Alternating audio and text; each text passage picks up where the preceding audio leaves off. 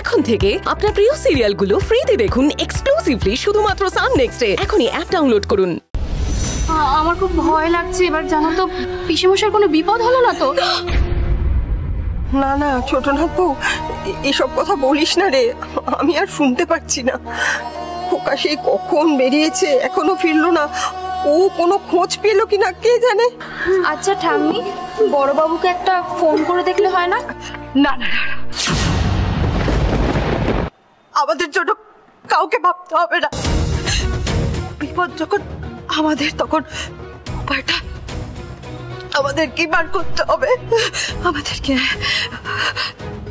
মা দিদি বল।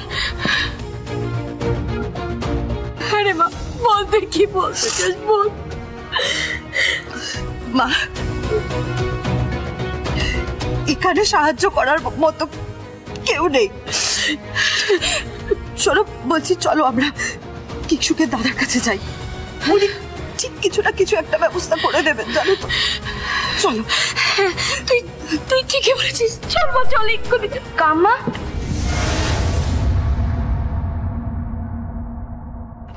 কোথায় যাচ্ছ তোমরা? হ্যাঁ আমরা আমরা দাদার কাছে যাচ্ছি, তোর বাবার কাছে। আমার মনে হয় দাদাকে নিয়ে একবার পুলিশ স্টেশনে যাওয়া উচিত, না হলে তো আমার খোঁজ পাবো না রাক্কা। চলো, আমিও যাবো তোমাদের সাথে। কাকের জন্য তো একটা ভালো উকিলের ব্যবস্থা করতে হবে। চলো। কি সবাই তো চুপচাপ গম্ভীর হয়ে আছো, কিছু হয়েছে আবার? ইভান, বলছিলাম আমি কাম্মা আর দিদানকে নিয়ে একটু ও বাড়িতে যাব, ওখান থেকে আর কয়েকটা কাজ সারতে হবে আর কি। মা গো, আমাদের অবস্থা তুমি দেখতে পাচ্ছ মা। বাড়িতে এতগুলো লোক, অথচ তোমার জামাইকে খোঁজার জন্য আমাকে মেয়ের শ্বশুর বাড়িতে যেতে হচ্ছে মা। বলছি বিষয়টা আমি কাউকে কোথাও যেতে হবে না, একটা ভালো উকিলের ব্যবস্থা আমি করে দিচ্ছি। বলছি মেঘলা, তুমি একটা ভালো উকিলের ব্যবস্থা করতে পারবে না? না মানে আমি রাইকা, তুমি রবির সঙ্গে যোগাযোগ করতে পারো। রবি তো একজন উকিল, ও তোমাকে ভালো উকিলের খোঁজ দিতে পারবে। হ্যাঁ রাইকা, রবি আঙ্কেল খবর দিতে পারবে। হ্যাঁ ঠিক আছে মেঘলা, আসলে আমার বাবার একজন চেনা জানা উকিল আছে, ভালো উকিল। আমি না হয় ওনার সাথে একবার কথা বলে দেখি আগে।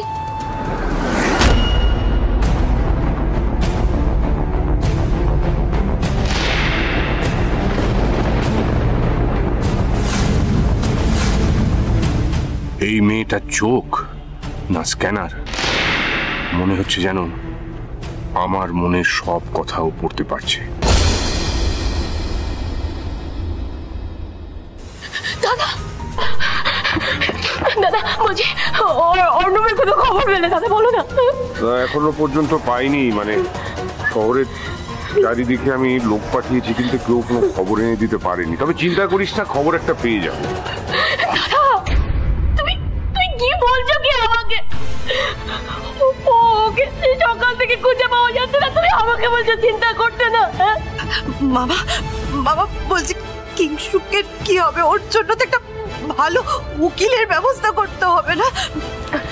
সে চিন্তা আমার আছে। কিংশুকের কেসটা এখনো পুলিশ কোর্টে তোলেনি, কোর্টে তুলুক, ওর জন্য আমি একটা ভালো উকিলের ব্যবস্থা করব।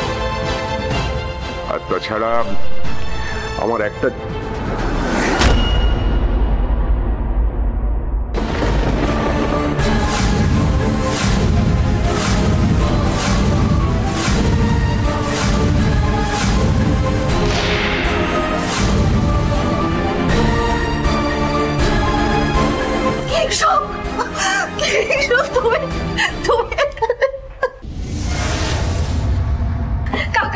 কাকাই তোমাকে পুলিশ ছেড়ে দিল। কাকাই কিংশুক, ওকে বসো। কাকাই চলো বসো বসো কিংশুক।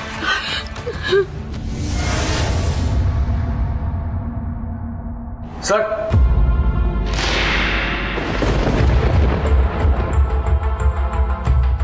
তো আমি বলছি যে আবার আপনি এখানে মানে আবার কি নতুন কোনো প্রয়োজন হলো নাকি?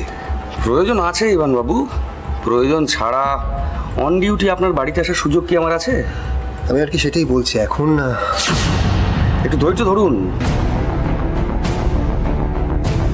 কি ব্যাপার অফিসার, কাল সন্ধ্যেবেলা ফিঙ্গারপ্রিন্ট মিলিয়ে আপনি ঘটা করে কিংসুককে নিয়ে গেলেন, আজ হঠাৎ কিংসুককে ফেরত দিতে এলেন যে? এক্স্যাক্টলি, আমি না এসবের কিচ্ছু বুঝতে পারছি না। অফিসার, কি ব্যাপারটা বলুন তো? এসব তুমি কি বলছো ছোট বৌদি? কেউ দোষ না করলেও কি পুলিশ শুধু শুধু তাকে আটকে রাখবে? না রাখা যায় কি তাকে? আশিস, তোকে দেখে তো মনে হচ্ছে তুই খুব শিওর ছিলিস যে কিংসুকি দোষটা করেছে। তোদের যত দেখছি না তত অবাক হচ্ছি। মহুয়া চুপ কর তো। ইন্সপেক্টর কিংসুককে নিয়ে বাড়িতে এসছে, নিশ্চয়ই কোনো ইম্পর্টেন্ট ব্যাপার আছে, আর তোরা ঝগড়া করছিস। বলুন ইন্সপেক্টর, এমন কি মারাত্মক ঘটনা ঘটলো যে আপনি কিংসুককে নিয়ে আমাদের বাড়িতে চলে এলেন? খোকা, আর কি মারাত্মক হওয়ার বাকি আছে রে? বড় ঠাম্মি, এত কথার মাঝে আসল কথাটাই তো চাপা পড়ে যাচ্ছে।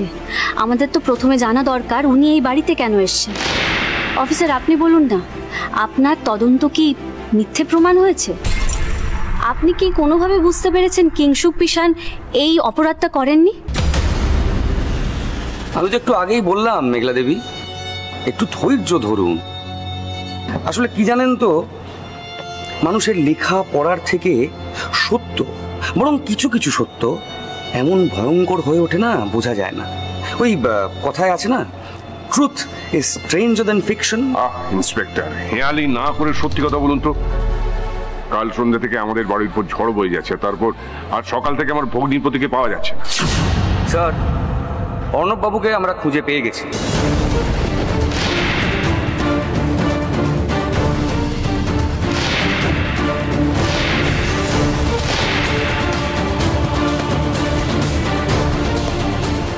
ইন্সপেক্টর, অর্ণব কোথায় বলুন না, অর্ণব কোথায়? বলছি মহুয়া দেবী, বলুন না, বলুন কোথায় আছে, বলুন না কোথায়? উনি এখন থানায়, আমরা ওনাকে কাস্টাডিতে নিয়েছি।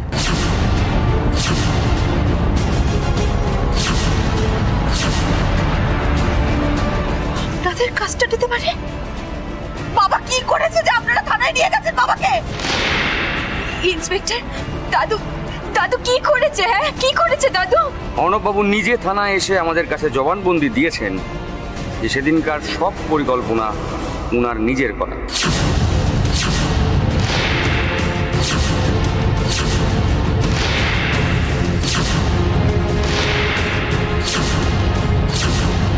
ছাদের রেলিং কাটা, কৃত্রিম উপায়ে